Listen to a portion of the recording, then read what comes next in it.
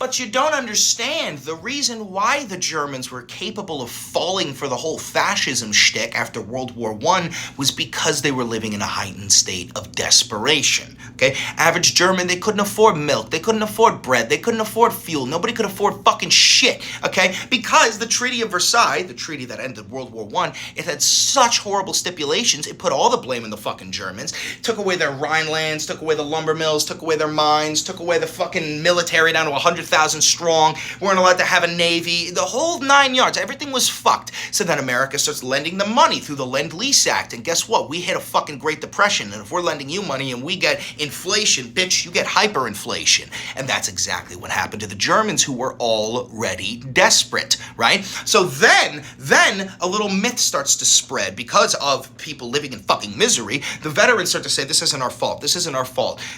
We were stabbed in the back, we were betrayed. It's called the Dolchstoss myth, right?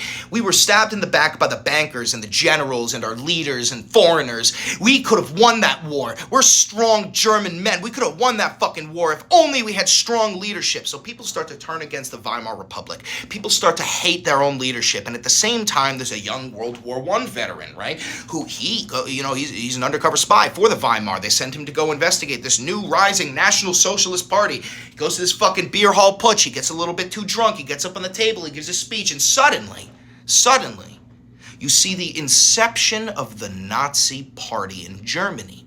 Reason being, people were desperate enough to blame others for their own problems, when in reality, the people who were responsible for the misery of the Germans were the elite. It was not your fellow neighbor. It was not the immigrant. It was not the banker. It was not your general. It was the same people that it has always been historically, your rulers. This is why I always say, you may know history,